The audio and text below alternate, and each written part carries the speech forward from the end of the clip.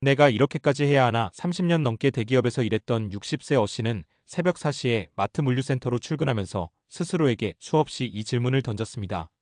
회사를 떠나던 날 사원들의 박수와 함께 떠났던 그는 몇 달 후 무거운 박스를 나르는 단순 노동 현장에서 현실을 마주했습니다. 그래도 대기업에서 일했는데 뭔가 길이 있을 줄 알았는데. 하지만 현실은 냉정했습니다. 많은 사람들이 은퇴를 마침표처럼 생각합니다. 고생 끝에 다다른 휴식의 시간, 그럴싸한 말입니다. 하지만 실제로는 은퇴는 또 하나의 시작점입니다. 그 시작을 어떻게 준비했는가에 따라 그 이후의 삶의 질은 극명하게 갈립니다. 특히 정년퇴직 후에도 소득이 필요한 이들에게 은퇴는 곧 재취업이라는 새로운 관문을 의미합니다. 하지만 그 문은 생각보다 좁고 기대보다 훨씬 더 낯섭니다. 많은 은퇴자들이 말합니다.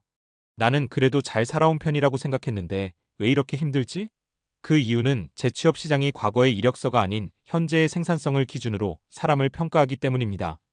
이 글에서는 은퇴 후 재취업에 실패하고 단순 노동에 갇힌 사람들의 사례를 통해 우리가 왜 은퇴 전에 철저히 준비해야 하는지, 어떤 부분에서 놓치기 쉬운지를 살펴보려 합니다. 첫 번째 사례, 대기업 인사팀장 출신 국민연금퇴직연금 수급자 어씨의 이야기. 어씨는 대기업 인사팀에서 30년을 근무했습니다.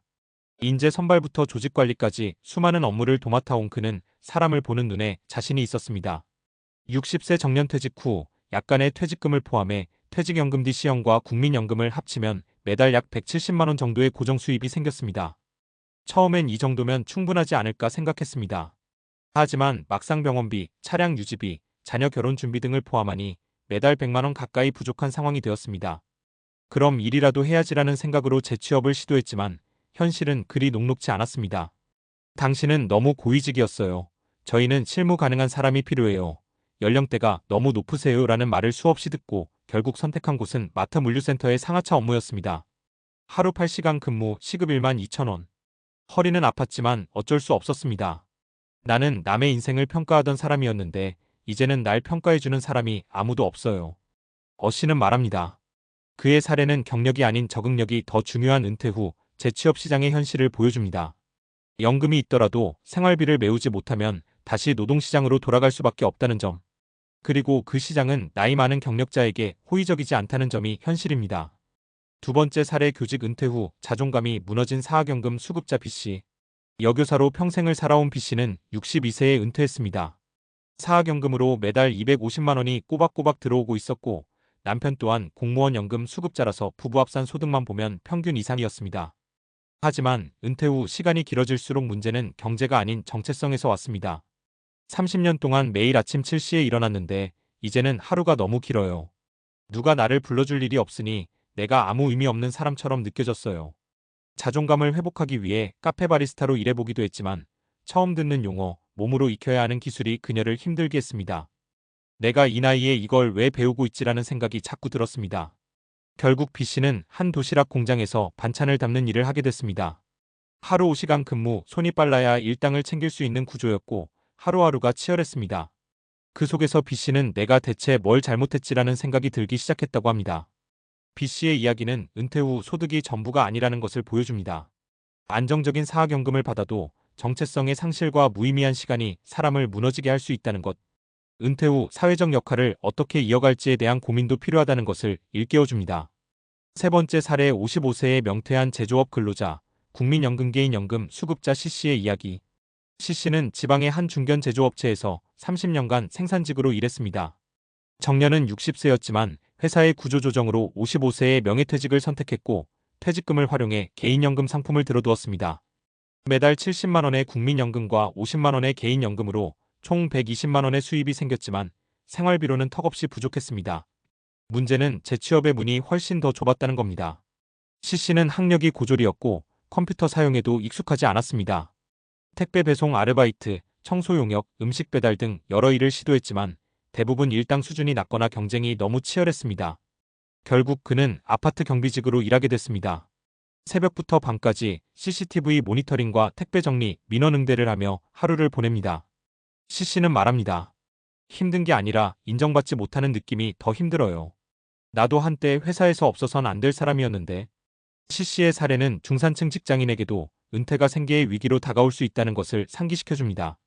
연금만으로는 부족하고 재취업은 제한적이며 결국 선택지는 육체 노동이라는 점. 세 사람의 이야기는 모두 다르지만 그들이 맞이한 현실은 놀라우리만큼 비슷합니다. 은퇴 후의 삶을 낙관했던 사람들이 재취업이라는 벽 앞에서 좌절하고 예상하지 못했던 단순 노동 속에서 다시 삶의 균형을 잡아야 하는 상황. 이들은 모두 일정 수준의 연금이 있었지만 그것만으로는 의미 있는 삶도 경제적 자립도 보장되지 않았습니다. 그렇다면 우리는 어떻게 준비해야 할까요? 단순히 연금이나 자산이 많다고 안심할 게 아닙니다. 핵심은 은퇴 이후에도 생산적인 역할을 이어갈 수 있는 자신만의 전환 전략을 마련하는 것입니다. 예를 들어 평소에 자신이 좋아하던 읽을쓰기, 그림, 요리, 상담, 교육 등을 기반으로 은퇴 전에 관련 자격증을 준비하거나 소규모 창업을 위한 경험을 쌓는 것이 중요합니다. 더불어 디지털 리터러시 스마트폰, 컴퓨터 활용 능력 또한 필수로 갖추어야 합니다. 많은 5060대가 이 부분에서 뒤처지면서 새로운 기회를 놓치는 경우가 많습니다. 그리고 무엇보다 중요한 것은 관계의 지속입니다. 일과 함께 사라지는 사회적 관계는 은퇴 후의 외로움과 우울감을 더욱 증폭시킵니다. 지역 커뮤니티 활동, 봉사, 소모임 참여 등을 통해 새로운 네트워크를 만들어야 합니다. 나는 은퇴를 준비했다고 생각했는데 알고 보니 퇴사만 준비했더라고요. 많은 은퇴자들이 똑같이 말합니다. 연금이 있어도 경력이 화려해도 결국 은퇴 후의 삶은 새로운 나를 어떻게 만들 것인가에 달려 있습니다. 이제는 은퇴를 단순한 끝이 아닌 제2의 커리어를 시작하는 출발점으로 생각해야 할 때입니다. 아직 은퇴하지 않았다면 지금이 그 준비를 시작할 골든타임입니다. 그리고 이미 은퇴했다면 너무 늦었다 생각하지 마세요. 지금 이 순간부터라도 내 삶의 의미를 되찾는 방향으로 다시 나아갈 수 있습니다. 이 영상이 여러분의 인생 후반전에 작은 나침반이 되길 바랍니다. 은퇴 후 삶이 이렇게 외롭고 이렇게 길 줄 몰랐어요. 이 말은 단지 감정의 표현이 아닙니다. 오늘 우리는 은퇴 후 재취업 실패와 단순 노동의 현실에 이어 또 하나의 중요한 주제 은퇴 후 정신 건강과 신체 건강의 붕괴에 대해 이야기하려고 합니다. 많은 사람들이 퇴직 이후를 쉼이라고 표현합니다. 하지만 인간은 원래 무언가에 몰입하고 소속감을 느낄 때 심리적 안정감을 얻는 존재입니다. 우리가 생각하는 자유는 오히려 무의미와 고립으로 이어질 수 있습니다. 이런 현상을 심리학에서는 역기능적 휴식 디스펑크셔널 레스트이라고 합니다.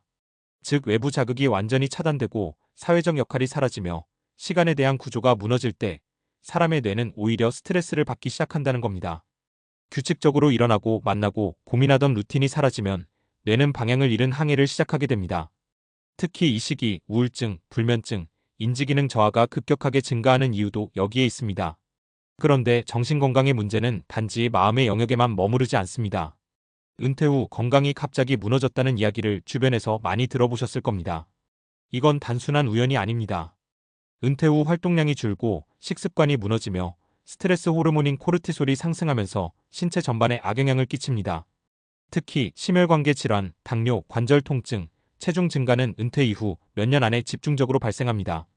은퇴 후 남성의 경우 5년 내 사망률이 일반 인구보다 최대 40%까지 높아진다는 연구도 있습니다. 그만큼 은퇴는 심리적 충격뿐 아니라 생물학적 전환점이라는 겁니다. 그럼 어떻게 해야 할까요? 은퇴 후에도 건강을 지키고 무너지지 않기 위한 핵심은 의미 있는 활동과 사회적 연결입니다. 첫째, 가벼운 목표라도 매일 실천하는 루틴을 만들어야 합니다. 산책, 글쓰기, 지역 커뮤니티 활동, 손주 돌보기 등 어떤 것이든 좋습니다. 내가 이 일을 꼭 해야 해라는 느낌이 뇌를 활성화시키고 스트레스를 낮춥니다. 둘째, 운동은 선택이 아닌 필수입니다.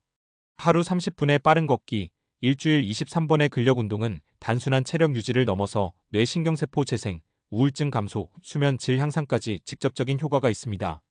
운동을 지속하는 은퇴자는 그렇지 않은 사람에 비해 치매 발병률이 3040% 낮습니다. 셋째, 새로운 역할을 만들어야 합니다. 단순히 일자리를 갖는 것만이 아닙니다. 지역의 아이들을 위한 무료 독서지도, 작은 텃밭 운영, 온라인 블로그 운영 등 내가 누군가에게 기여하고 있다는 느낌이 매우 중요합니다.